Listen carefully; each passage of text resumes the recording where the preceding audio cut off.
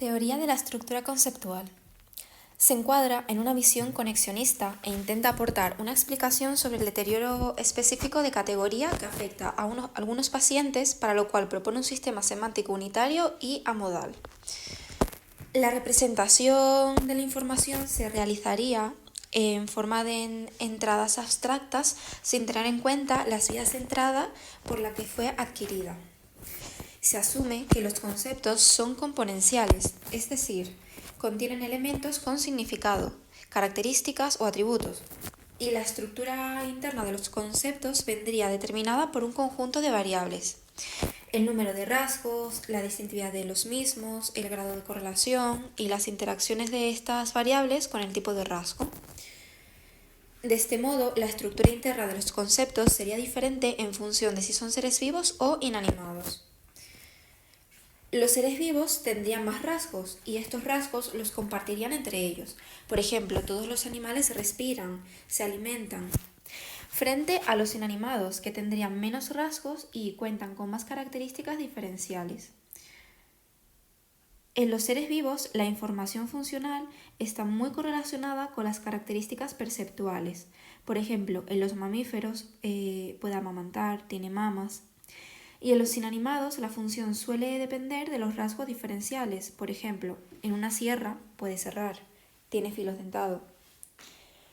Las características de los seres vivos suelen aparecer juntas, por lo que se dice que están muy correlacionadas y como consecuencia se produce una activación mutua que las robustece frente a una lesión cerebral.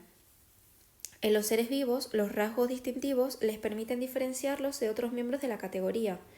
Por ejemplo, tienen púas en el caso del puercoespín, correlacionado poco con los demás rasgos, y esto hace que este tipo de rasgos sean menos resistentes al daño cerebral.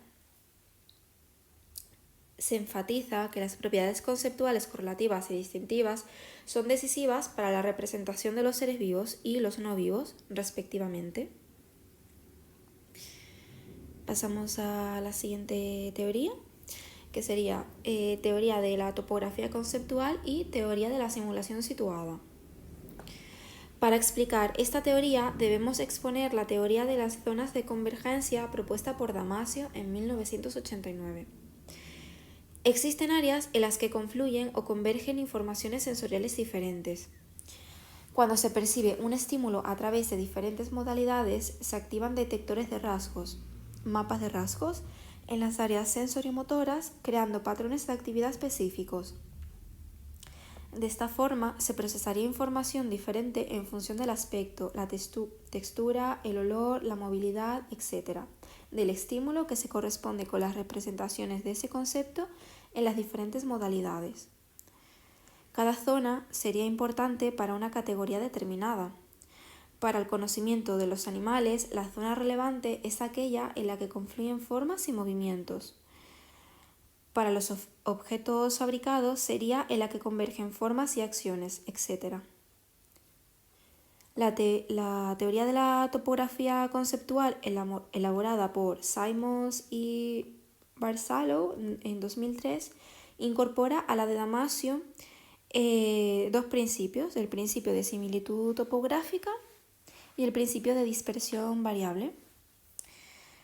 El principio de similitud topográfica se refiere a que una mayor semejanza entre dos patrones de rasgo significa una mayor cercanía de sus neuronas conjuntivas en las regiones asociativas, y estos patrones se situarán más próximos en las zonas de convergencia. El principio de dispersión variable se refiere a que las neuronas con información similar de los miembros de una categoría están cerca entre sí, pero muy alejadas de las que procesan información sobre otras categorías. Explica la distintividad en el espacio neuronal. Los conceptos que comparten más rasgos, como son los seres vivos, se representarían en zonas de convergencia más próximas, y los conceptos que comparten pocas características se representarían con neuronas más dispersas en las zonas de convergencia. Esta postura teórica recuerda a la teoría de la estructura conceptual en cuanto a ciertos conceptos como la distintividad, los rasgos compartidos y la correlación entre rasgos que permiten diferenciar patrones de reconocimiento diferentes en función de si se trata de seres vivos u objetos. Fue apoyada por estudios que aplicaron fMRI a personas sanas ante una tarea de denominación. Se solicitaba o bien el nombre del dominio semántico, herramientas, o bien el del ejemplar concreto, pala. Los resultados mostraron diferencias de activación en distintas zonas cerebrales en función de si en la tarea se recuperaba el dominio semántico frente a la activación del ejemplar concreto. La teoría de simulación situada surge en contra de las teorías anteriores y sostiene que los conceptos se procesan en contextos variados y diferentes, influyendo el contexto en su procesamiento. Las representaciones conceptuales variarían en función de los objetivos reales de la persona y de las características de la situación en la que sucede. Esta teoría ha sido puesta a prueba en diversos estudios. Wu y Barsaló en 2009 constataron que el procesamiento conceptual implica el procesamiento perceptivo y está influido por el entorno en el que ocurre. La información de la situación es relevante al categorizar los objetos. Cuanta más información se posee de la situación de la categorización, será más precisa. La forma en que se usa la información conceptual en situaciones reales implica frecuentemente los sistemas perceptivo y motor. En la vida real existen objetos a los que se suele responder con un movimiento concreto, como cuando sujetamos una taza con un asa cerrada. Esto se ha mostrado en diferentes experimentos que apoyan la teoría de Barsaló, en los que se evidencia que cuando se procesan conceptos relacionados con movimientos se accede al conocimiento motor y gestual del mismo, principalmente ante objetos pequeños que podemos manipular.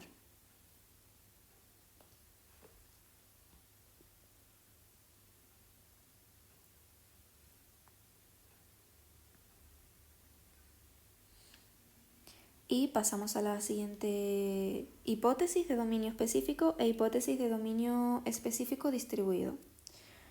Como alternativa a las anteriores, Karamazov y Shelton, 1998, propusieron esta hipótesis, HDE, centrada en la especificidad de los dominios.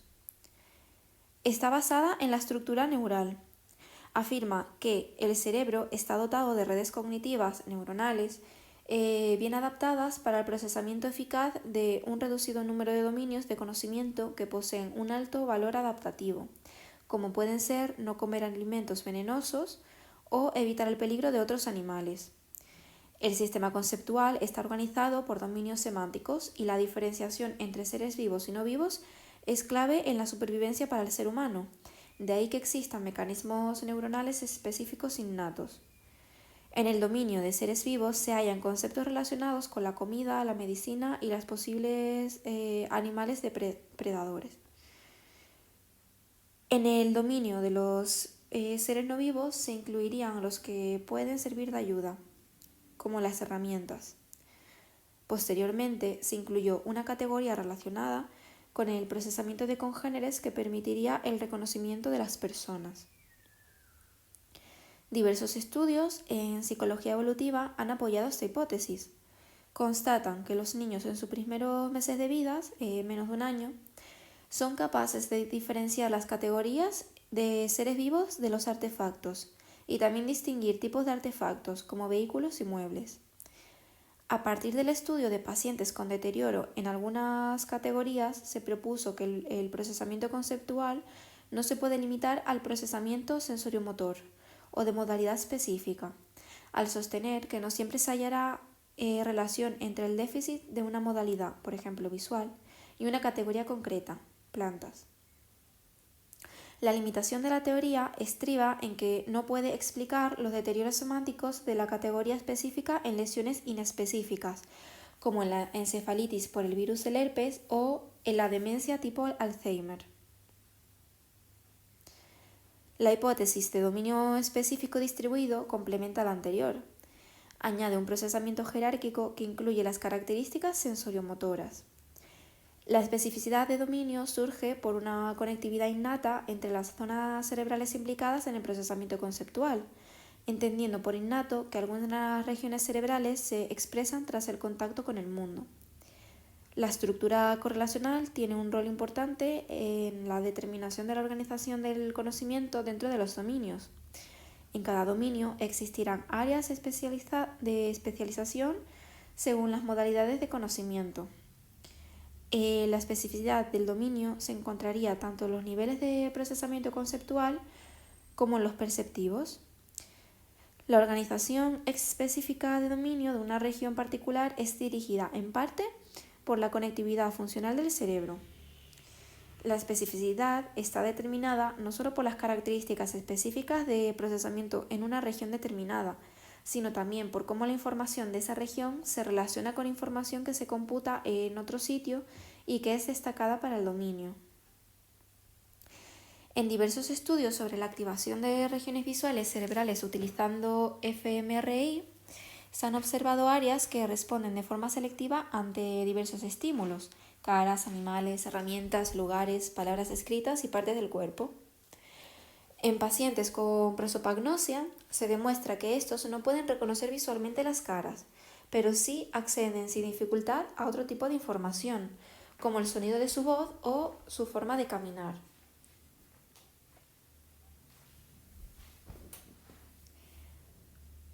Pasamos al siguiente punto, modelo de la cognición semántica controlada. Retomando el modelo de distribución radial o teoría Hub and Spoke, propuesto por Patterson y colaboradores en 2007 y desarrollado por Pobrick y colaboradores en 2010, supone que existe una red especializada en la codificación y procesamiento de la información conceptual distribuida en diferentes regiones del cerebro de modalidad específica, que denomina núcleo o hub. Propone la existencia de radios o spokes, formados por varias áreas cerebrales específicas para cada modalidad en las que se producen procesos sensoriales y motores. Estos 6 radios abarcan varias áreas cerebrales especializadas en diversas informaciones de tipo verbal, olfativa, táctil, auditivo, praxis y somatosensorial. Cada concepto tiene una representación conceptual unificada o hub, independiente de la modalidad, que permite integrar eficazmente el conocimiento sobre cualquier concepto. Los datos obtenidos en pacientes con DS han permitido suponer que estos núcleos se localizan en los lóbulos temporales anteriores de forma bilateral. Esa zona cerebral sería la base neurológica del sistema semántico. La DS supone que los pacientes presentan una pérdida progresiva de la información del concepto central y, como consecuencia, los límites entre categorías que separa a los miembros de cada categoría se vuelven borrosos. El modelo de la cognición semántica controlada fue elaborado principalmente por Rogers y McClelland en 2004 y desarrollado posteriormente por Lampman, Ralph y colaboradores en 2017, en base a los estudios realizados con pacientes con DS. El planteamiento radica en que existe un conjunto de mecanismos cognitivos implicados en el uso, manipulación y generalización del conocimiento adquirido a lo largo de la vida para generar comportamientos semánticos verbales y no verbales de manera flexible y compleja. La cognición semántica engloba por 2 sistemas neuronales que interactúan para un correcto procesamiento y regulación del conocimiento conceptual y mostrar conductas adecuadas ante una tarea semántica concreta o contexto específico. Entonces tendríamos el sistema de representación semántica y el sistema de control semántico. El sistema de representación semántica procesa información conceptual ligada a imágenes, palabras, objetos, sonidos, caras y sucesos y permite la generalización del conocimiento. Por ejemplo, conseguimos realizar asociaciones entre conceptos por su semejanza conceptual, aunque no compartan rasgos sensoriales o motores. Por ejemplo, asegurar que un gorrión y un pelícano son aves, aunque sean distintos en tamaño, color, etc. En estos estudios se evidencia la degradación del sistema de representación semántica en cuanto a los conceptos concretos y, en menor medida, los abstractos, y que implica al lóbulo temporal anterior bilateral. Luego tendríamos el sistema de control semántico, que permite coordinar y orientar el procesamiento del conocimiento conceptual en función del contexto o de una tarea concreta. Implica la recuperación o el acceso a representaciones específicas o poco comunes de un concepto y a la vez la inhibición de otras representaciones más comunes. Por ejemplo, en una tarea de fluidez verbal semántica, la recuperación conceptual se dirigiría hacia el ejemplar correcto y simultáneamente se inhibirían otros ejemplares que no forman parte de esa categoría semántica. Jefferis y Lam-Van Ralph en 2006 caracterizaron la afasia semántica por un deterioro en el sistema de control semántico y se evidencia en que los pacientes fallan de modo inconsistente ante conceptos o tareas que exigen un alto nivel de control ejecutivo. Las áreas cerebrales implicadas son la corteza prefrontal inferior, el giro temporal medio inferior y el giro angular.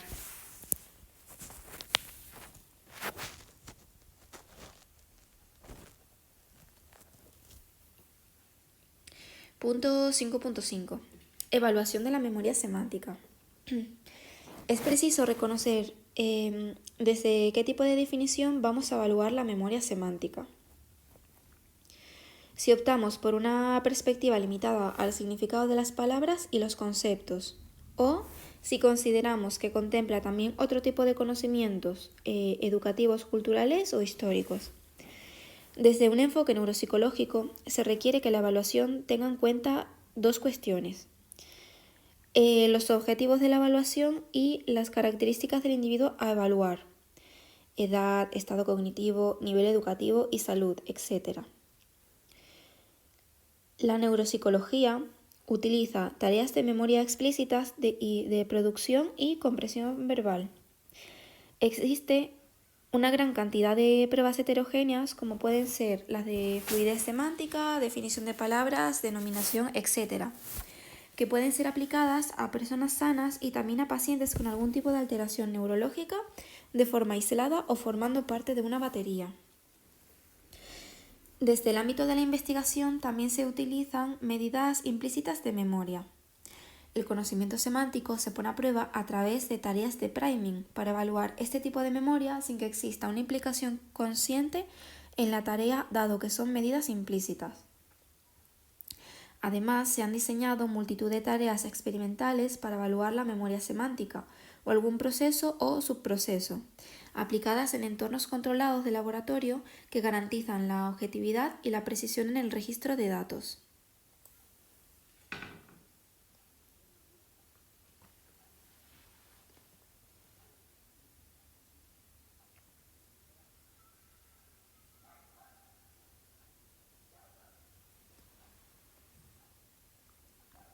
Y pasamos al punto 5.6.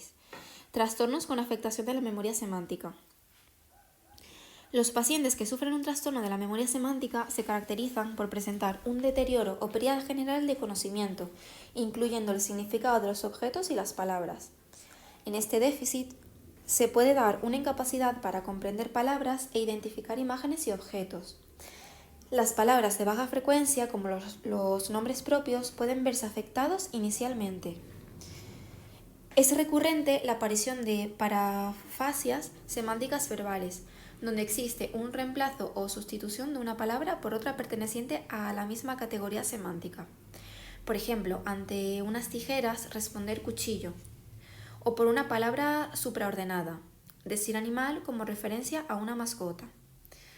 A diferencia de la anomia, el deterioro de la memoria semántica persiste incluso cuando a los pacientes se les proporciona el nombre de un objeto y se les solicita una definición o cuando se les pide que emparejen elementos conceptualmente relacionados. Entre los trastornos neurológicos más representativos que afectan a la memoria semántica se incluyen enfermedades neurodegenerativas, la DS y la demencia tipo Alzheimer, y los cuadros no neurodegenerativos, como por ejemplo accidentes cerebrovasculares que suelen ocasionar un cuadro de afasia transcortical sensorial o una agnosia visual asociativa. Las infecciones cerebrales, encefalitis causadas por herpes, también pueden afectar a importantes regiones cerebrales implicadas en la memoria semántica. Y vamos a pasar a hablar sobre la enfermedad de Alzheimer. La EA, enfermedad de Alzheimer, constituye la primera causa de demencia en personas mayores. Su carácter neurodegenerativo implica que las funciones cognitivas se van afectando de forma progresiva y de modo irreversible sin que haya un tratamiento curativo. Pese a que el deterioro inicial y más evidente en la mayor parte de los pacientes recae en la capacidad de aprendizaje y memoria episódica, la memoria semántica también se halla afectada. Las alteraciones que afectan a la memoria semántica de la enfermedad de Alzheimer han sido objeto de debate por varias cuestiones.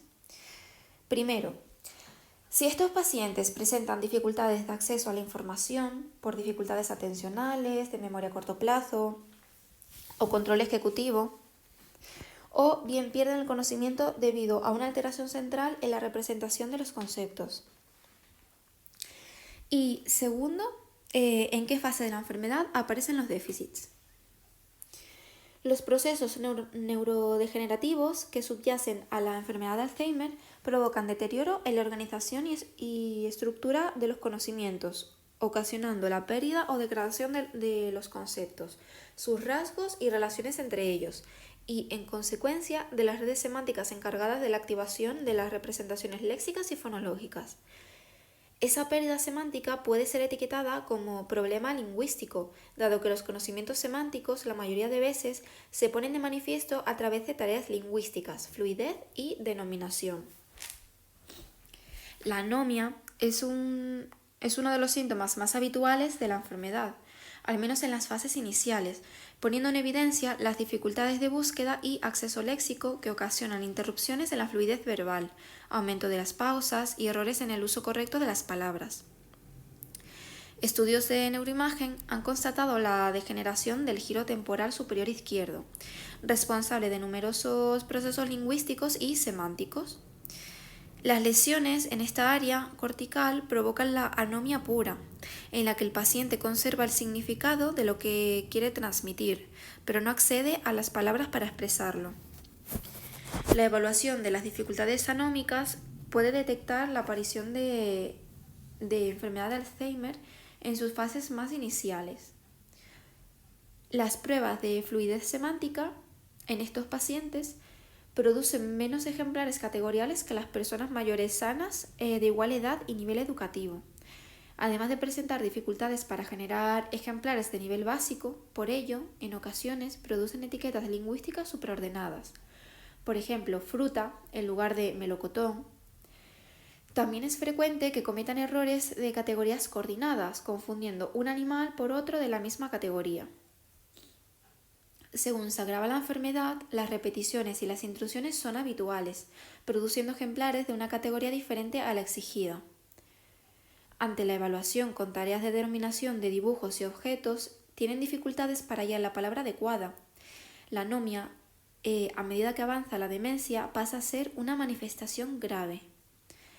Al inicio de la enfermedad aparecen los circunloquios, pero puede haber facilitación si se ofrece la clave fónica. Es habitual el uso de perífrasis y palabras imprecisas a modo de cajón desastre, como la palabra eso o aquello.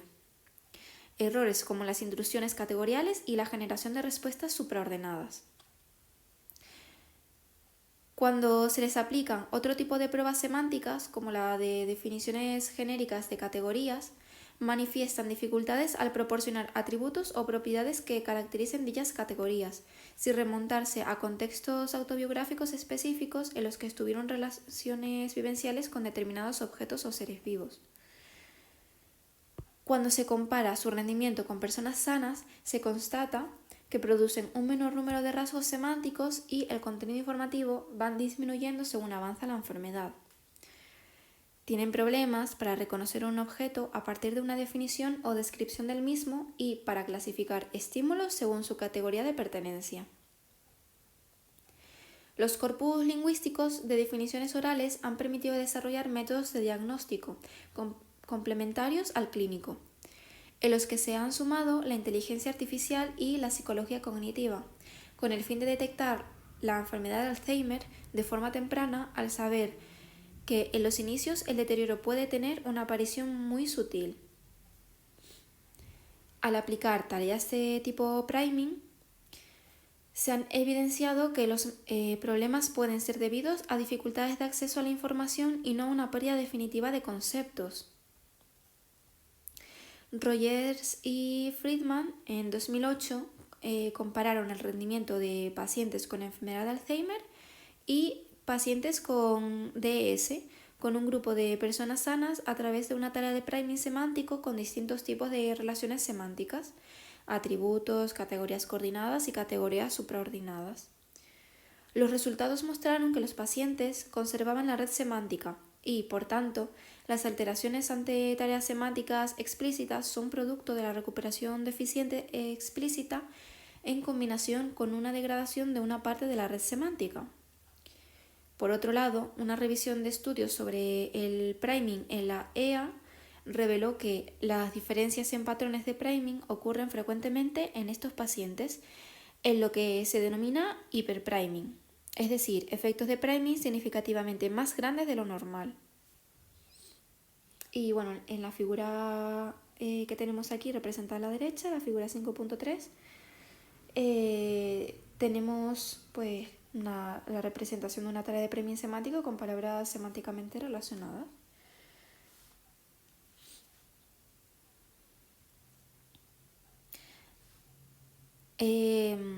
Estos resultados son consistentes con la degradación de las redes semánticas, permitiendo que la activación se propague rápidamente sobre los nodos semánticos menos intactos. Además, apoyan la idea de que los pacientes van perdiendo progresivamente la capacidad de distinguir atributos, lo que provoca el efecto de hiperpriming. Respecto a las manifestaciones en la vida diaria de las alteraciones en memoria semántica de los pacientes con EA, es frecuente que en las conversaciones tengan dificultades para hallar las palabras adecuadas, reduzcan su producción verbal y no sean capaces de denominar ciertos objetos, incluso los más conocidos. Un alto nivel educativo puede ayudar a compensar los déficits en las fases iniciales de la demencia y que el entorno de la persona que sufre la EA no sea consciente de sus dificultades. Puede suceder que ante los problemas de expresión verbal la persona opte por callar y evite las conversaciones en grupo. Por ello, a veces la familia percibe a su familiar como ausente y diferente.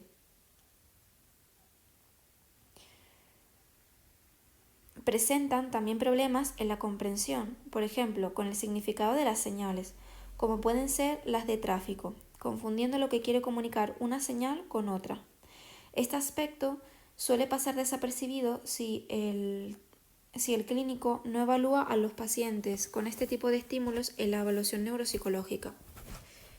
Las dificultades semánticas y las lingüísticas avanzan según progresa la demencia y los errores se agravan, de tal modo que los pacientes producen unas palabras por otras sin que guarden una relación semántica. Por ejemplo, pásame el tenedor en lugar de pásame el peine. Aumenta la utilización de palabras comodín de tipo eso o cosa para referirse a algo concreto.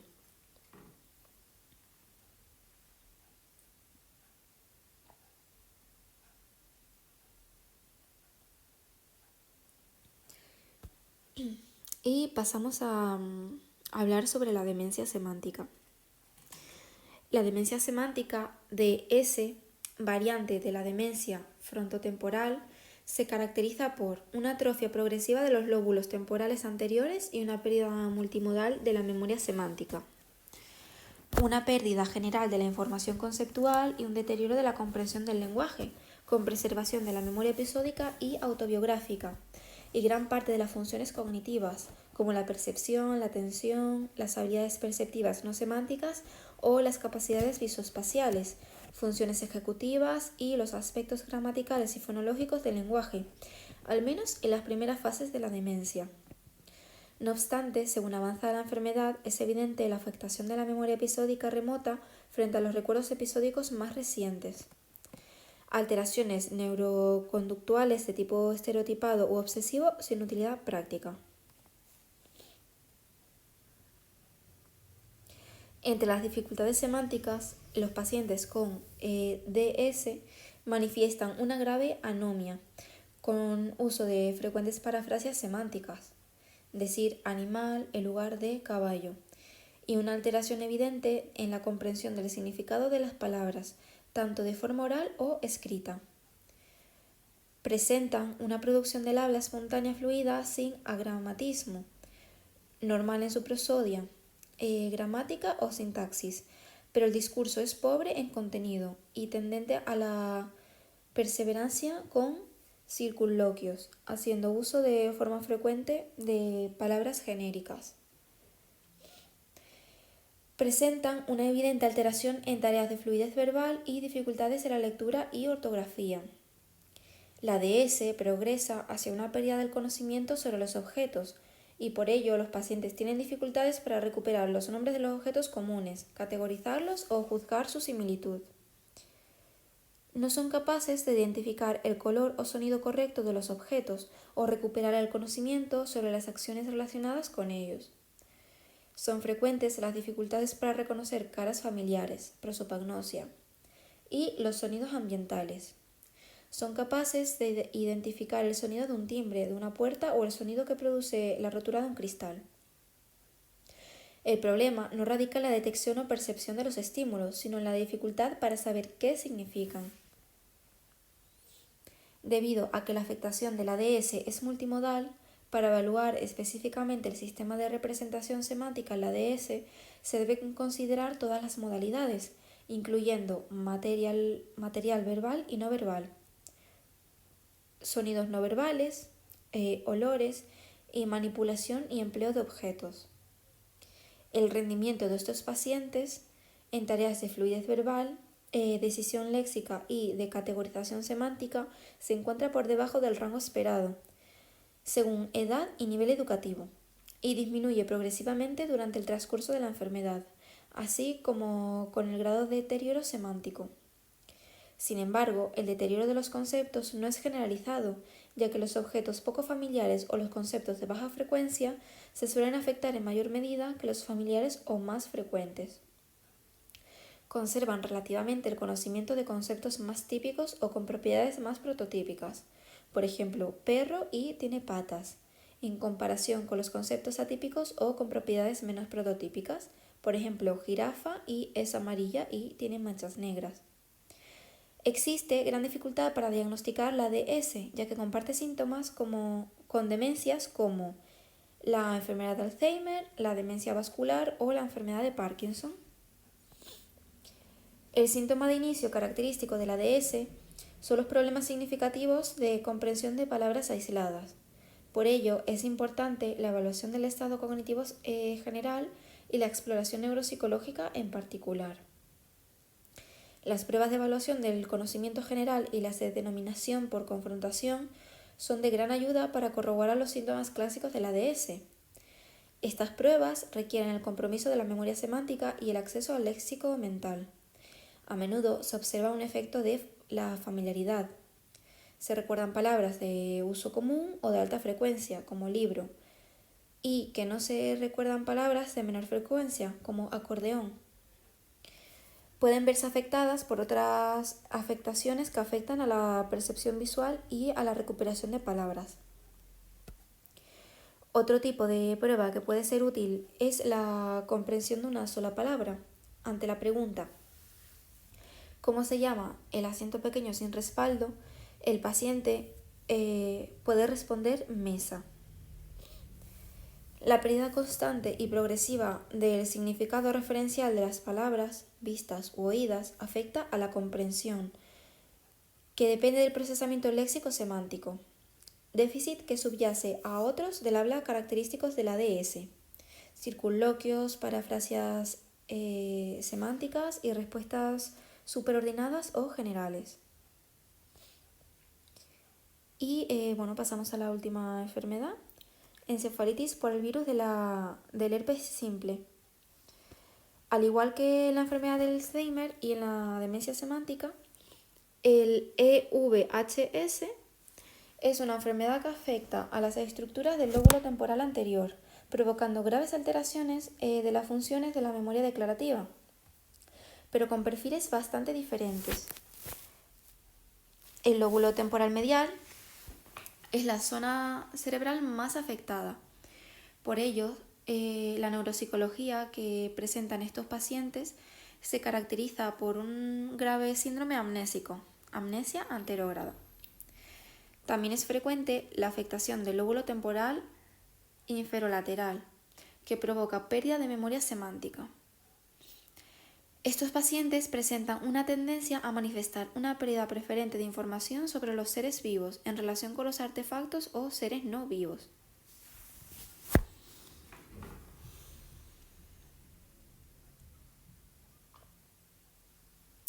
Y pasamos al punto 5.7. Desarrollo evolutivo de la memoria semántica.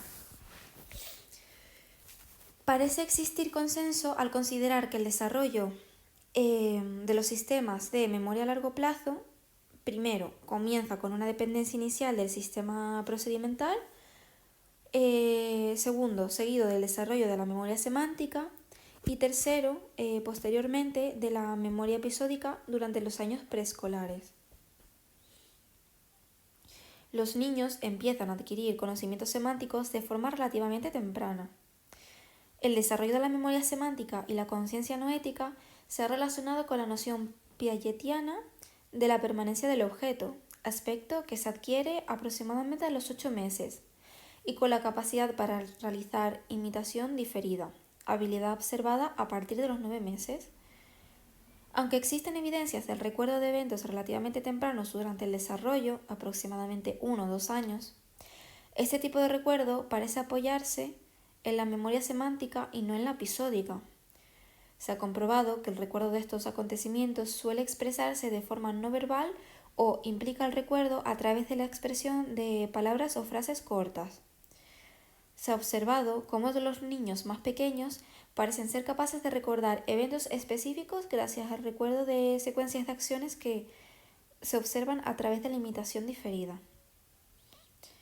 En un estudio de Bauer y Dow en 1994, niños de entre 16 a 20 meses observaron a un experimentador realizar una serie de actividades familiares nuevos para ellos, como limpiar una mesa, acostar a una muñeca, hacer un sombrero de fiesta o hacer un dibujo. Para cada actividad, el experimentador utilizaba distintos elementos y acompañaba la acción de una instrucción. Por ejemplo, pulverizaba la mesa y decía, echo el agua. Después indicaba, limpio la mesa con un trapo. Y finalmente, tiro el paño a la basura. Una semana después, fueron sometidos a una prueba de recuerdo diferido. Los accesorios usados para representar la mitad de los eventos fueron sustituidos por otros equivalentes. La mayor parte de los niños utilizaron tanto los mismos como los nuevos accesorios. Por ejemplo, con una esponja, para representar las actividades observadas, demostrando así una generalización espontánea. Los resultados ponen de manifiesto que a esta edad los niños tienen la capacidad de generalizar el conocimiento adquirido de acontecimientos experimentados y de formar recuerdos episódicos específicos de los mismos. Los niños pequeños desarrollan conceptos y no solo imitan conductas de forma automática. Además, sus recuerdos podrían depender del conocimiento y la comprensión de la secuencia de acciones, más que del contexto específico de su adquisición. Durante los primeros años, los niños aprenden un gran número de palabras, se familiarizan con guiones de eventos y adquieren etiquetas y estereotipos de género. Estos patrones de desarrollo sugieren que la adquisición de conocimiento semántico explícito no depende de la memoria episódica, al menos en las primeras etapas del desarrollo. Hipótesis respaldada por los hallazgos aportados de niños con amnesia del desarrollo, patrón de lesión cerebral asociado con un deterioro específico de la memoria episódica, pero no de la semántica. Aunque los niños con edad preescolar tienen menos conocimientos semánticos que los adultos y menor capacidad de procesamiento, la estructura de los conocimientos adquiridos y los procesos que sustentan el aprendizaje conceptual no parece diferir cualitativamente entre niños y adultos. Los niños de 4 a 5 años muestran efectos de la prototipicidad en la categorización y el aprendizaje, al igual que los adultos. Estas similitudes son particularmente sorprendentes en los ámbitos en el que los niños tienen una rica base de conocimientos, lo que sugiere que la existencia de diferencias cuantitativas entre niños y adultos está estrechamente vinculada a las diferencias en la experiencia. La idea de que la memoria episódica se desarrolla más tarde que la semántica y solo en asociación con el desarrollo de la capacidad de tomar conciencia sobre uno mismo es consistente con la idea sobre el desarrollo de la memoria autobiográfica, que entiende la memoria episódica en términos de aspectos fenomenológicos del recuerdo. Con respecto al conocimiento semántico, en la edad adulta, con el paso de los años incrementan su léxico y, además, la memoria semántica se puede ir enriqueciendo y gana en profundidad, ya que se añade información adicional a las representaciones existentes, lo que refleja la acumulación de conocimientos a lo largo de la vida. La memoria semántica se beneficia del conocimiento ya adquirido y de las experiencias vividas a lo largo del ciclo de vida, así como del mayor nivel de vocabulario alcanzado. Frente a los declives en la memoria episódica, la memoria semántica parece relativamente preservada a través del desarrollo adulto y el envejecimiento, sobre todo en tareas que no conllevan recuperación léxica. Es habitual que, con el paso del tiempo, en las personas mayores se observen problemas de acceso léxico, dando lugar a un aumento de fenómenos lingüísticos como el denominado punta de la lengua. El acceso semántico puede ser más lento que en otras etapas de la vida, pero las habilidades semánticas en sí mismas no están deterioradas, lo que es consistente con las evidencias de que las personas mayores tienen un vocabulario más extenso que los jóvenes. Esta dificultad no supone una alteración del conocimiento semántico, puesto que el vocabulario y los significados se conservan e incluso se pueden incrementar. La recuperación de la información semántica se aprovecha diferencialmente con la edad de una mayor distribución en áreas corticales de la información general. Factores como el nivel educativo, la reserva cognitiva, el cociente intelectual y la salud en general pueden influir en la preservación o mejora de los contenidos semánticos.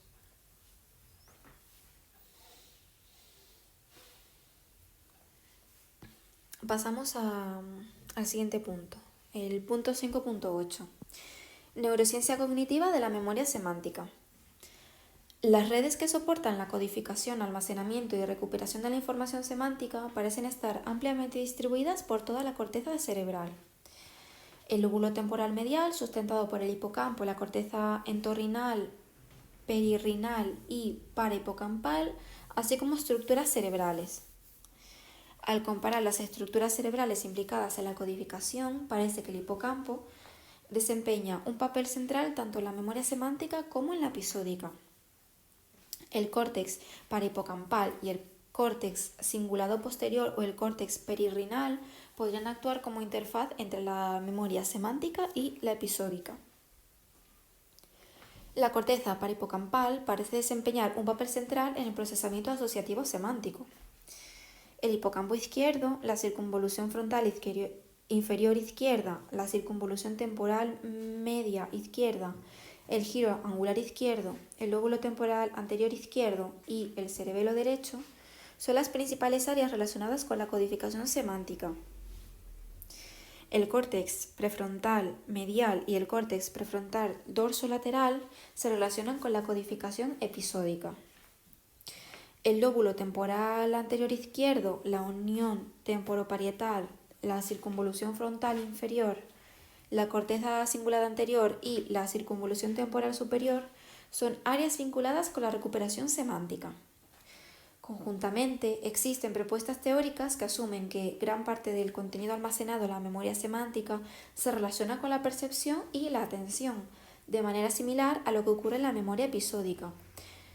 y está representado en regiones cerebrales que se solapan. Incluso se piensa que se corresponde con las regiones cerebrales responsables de percibir y actuar. Gracias a las técnicas de neuroimagen estructural y funcional, además de los datos procedentes de pacientes con trastornos y alteraciones semánticas, se han podido identificar las estructuras cerebrales implicadas en el sistema de memoria semántico y entender cómo el conocimiento de los conceptos se utiliza y organiza en el cerebro. Existe un amplio consenso en considerar la existencia de una amplia red neuronal lateralizada en el hemisferio izquierdo, que implica la intervención de estructuras responsables de la codificación y la recuperación del conocimiento semántico. Estructuras temporales, regiones ventral y lateral del lóbulo temporal. Para las estructuras prefrontales serían las regiones de la corteza prefrontal. Y para las estructuras parietales sería la región inferior del lóbulo parietal, incluyendo la circunvolución angular. Muchas de las áreas implicadas en el sistema semántico se consideran amodales. Muestra niveles y patrones de activación similar independientemente de si el input sensorial que se está procesando proviene del dominio visual o auditivo. El conocimiento conceptual dependería de una combinación de actividad neuronal distribuida en diferentes regiones corticales que soportan información específica de cada modalidad y de un procesamiento neuronal dentro de regiones corticales heteromodales que operan sobre estos patrones de actividad. En un metaanálisis, Binder y colaboradores en 2009 analizaron 120 estudios de neuroimagen centrados en el estudio de las regiones cerebrales que estaban activas en el procesamiento semántico. Los resultados revelaron actividad en toda la corteza heteromodal, temporal y parietal izquierda, concretamente la corteza parietal inferior, posterior, sobre todo la circunvolución angular y la circunvolución supramarginal adyacente, y la corteza temporal, lateral y ventral, giro temporal medial, temporal inferior, fusiforme y parihipocampal. Estas estructuras coinciden con la localización de los cambios patológicos en la DS, así como con las lesiones vasculares temporales y parietales que causan alteraciones semánticas. El córtex prefrontal dorsomedial, giro frontal superior, el córtex prefrontal ventromedial, el giro frontal inferior y el giro cingulado posterior y precúneos. Y bueno, aquí tenéis la figura 5.4 y la figura 5.5 que muestran las regiones cerebrales activadas en el proceso semántico general y la red semántica general propuesta pues por Binder y colaboradores, que es del estudio que se acaba de leer.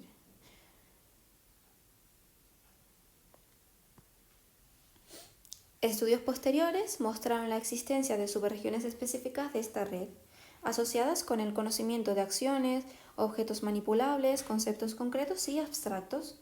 Los resultados muestran la existencia de zonas de convergencia de alto nivel con el córtex parietal inferior, temporal lateral y ventral, con una clara implicación en el procesamiento de información semántica general más que específica de una modalidad. La expansión de estas regiones en el cerebro implica la capacidad que tenemos las personas y que nos permite, por ejemplo, utilizar el lenguaje de forma productiva, planificar y resolver problemas, lo cual depende de la recuperación y manipulación eficientes del conocimiento semántico. La especificidad dentro de esta red, que incluye áreas implicadas en el procesamiento perceptivo y motor, así como las áreas del lenguaje, están relacionadas tanto con el tipo de conocimiento como con los diferentes dominios conceptuales. El patrón heterogéneo de la disfunción de la memoria semántica de los trastornos neurológicos puede ser una consecuencia de esta compleja organización neuronal.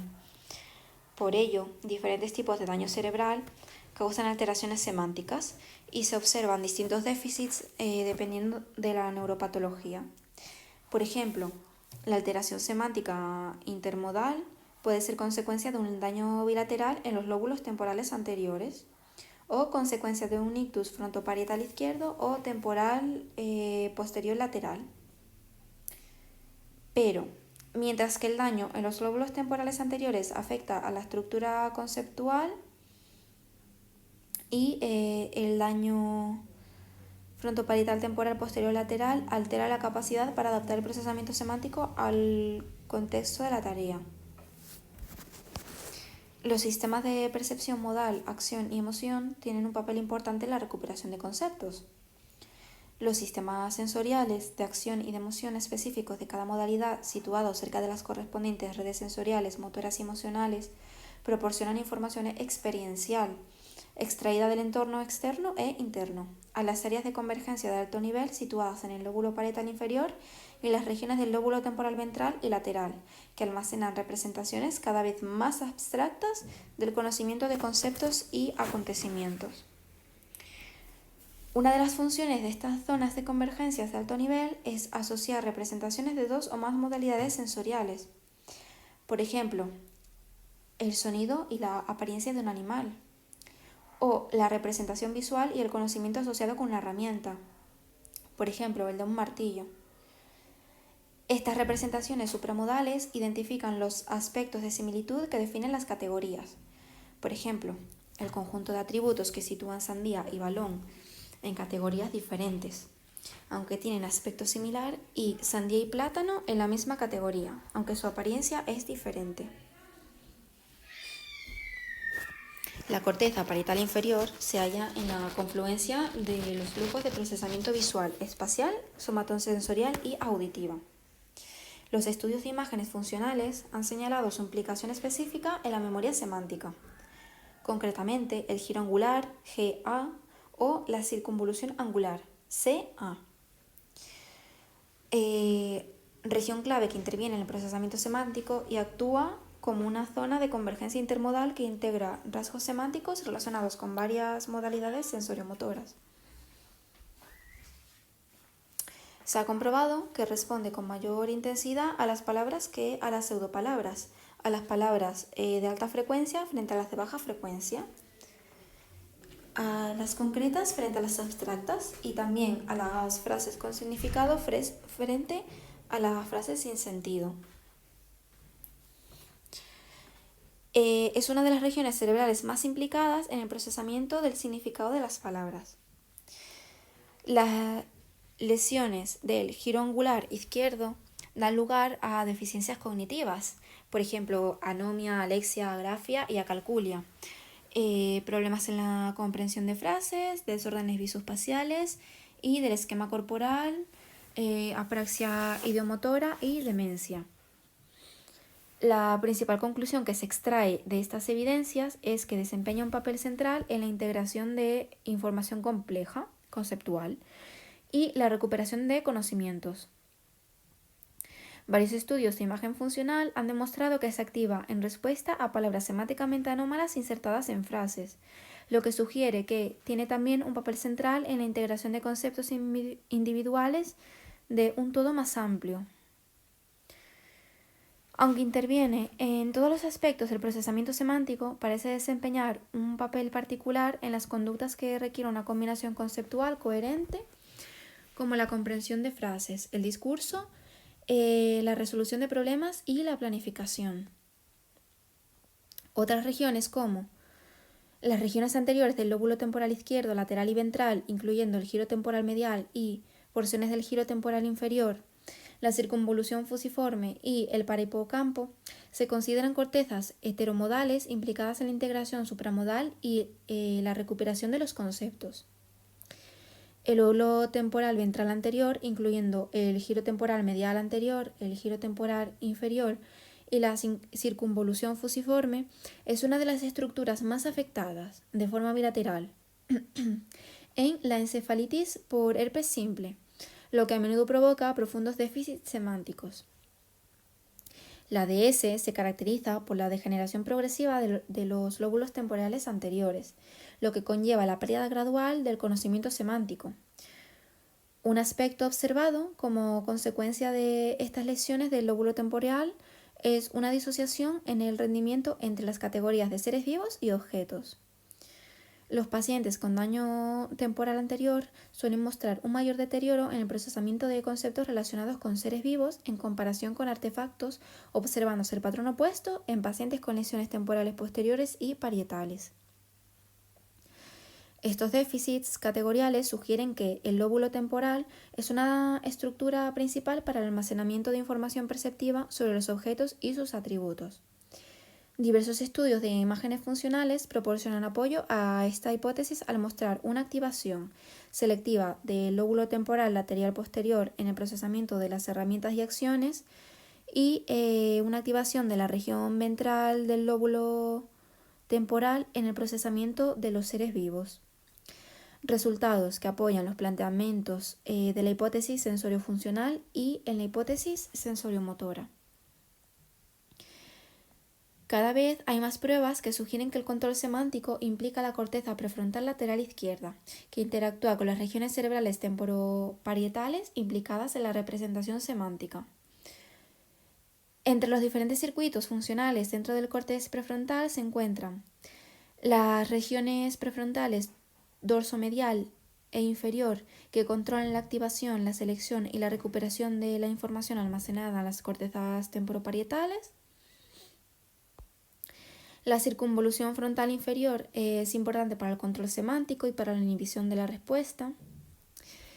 Resultados de estudios neuropsicológicos y de neuroimagen indican que los daños en la corteza prefrontal dorsomedial, circunvolución frontal superior, no afectan a la capacidad de seleccionar los conceptos, sino a la de activar y producir de forma automática esos conceptos en el proceso de selección, aspecto que se manifiesta en la capacidad de generar respuestas verbales de forma espontánea cuando no existen restricciones o direcciones en una tarea. Estos pacientes obtienen buenos resultados cuando deben dar una respuesta sencilla. Estos pacientes obtienen buenos resultados cuando deben dar respuesta a una prueba sencilla. Por ejemplo, repetir una palabra o nombrar un objeto. Pero tienen dificultades para iniciar y elaborar de forma espontánea respuestas verbales o generar listas de palabras pertenecientes a una categoría.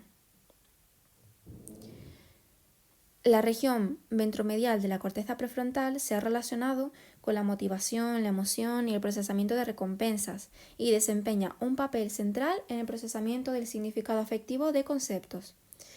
De forma específica, el giro inferior frontal está implicado en los procesos de selección y en la recuperación semántica controlada. Se ha comprobado que se activa cuando las tareas requieren de un esfuerzo para la selección de información semántica concreta, o cuando son posibles muchas respuestas alternativas o la ambigüedad léxica da lugar a representaciones semánticas que compiten entre sí. Otra de las estructuras implicadas en el procesamiento semántico es el giro cingulado posterior. Se ha relacionado con la orientación visoespacial y está implicada en el procesamiento emocional, en la codificación de recuerdos episódicos y en los procesos de recuperación automática, por ejemplo, en las tareas de fluidez, tanto para la memoria episódica como para la semántica. Es una de las estructuras cerebrales que se encuentra afectada en las etapas iniciales de la EA. También tiene un papel relevante en el procesamiento semántico. El propósito de la memoria episódica es formar un registro de experiencias pasadas que sirvan para guiar el comportamiento futuro. Pero no todas las experiencias son igualmente útiles o significativas, por lo que el cerebro ha desarrollado estrategias para almacenar preferentemente las experiencias más significativas, evocadas a través de asociaciones y conceptos. Por ejemplo, el mayor recuerdo de palabras codificadas durante tareas semánticas frente a tareas perceptivas. El mejor recuerdo de imágenes frente a palabras abstractas o palabras afectivas frente a palabras neutras. En todos estos casos, la recuperación de la información conceptual conduce a una mayor codificación episódica y, por tanto, a un mejor recuerdo. Se han propuesto teorías al respecto que refieren a la memoria episódica, que refieren que la memoria episódica implica la formación de representaciones a través de interacciones entre el neocórtex y el hipocampo. El papel del neocórtex consiste en computar o supervisar las representaciones perceptivas. semánticas, afectivas y motoras en curso durante el episodio. El sistema hipocampal une estos eventos corticales espaciotemporales configurando un acontecimiento único. Por tanto, la propuesta es que el giro cingulado posterior, gracias a sus fuertes conexiones con el hipocampo, actuaría como interfaz entre la recuperación semántica y el episodio, ayudando a codificar acontecimientos semántica y emocionalmente significativos en la memoria episódica. La literatura centrada en el estudio de la implicación subcortical es más limitada. Centrándonos en la semántica, se ha informado de importantes problemas en la comprensión en pacientes con lesiones subcorticales. Las parafrasias semánticas son una de las características más destacadas de las afasias talámicas. Los trastornos neurodegenerativos, como la enfermedad de Parkinson, aportan pruebas adicionales de que las estructuras subcorticales son componentes clave de las redes semánticas neuronales. Aunque no existe un consenso sobre la función precisa que tienen las estructuras subcorticales en el procesamiento semántico, los resultados del metaanálisis de Kotkit y colaboradores revelaron una contribución específica del cerebelo, el tálamo y el núcleo caudado en la comprensión de información semántica.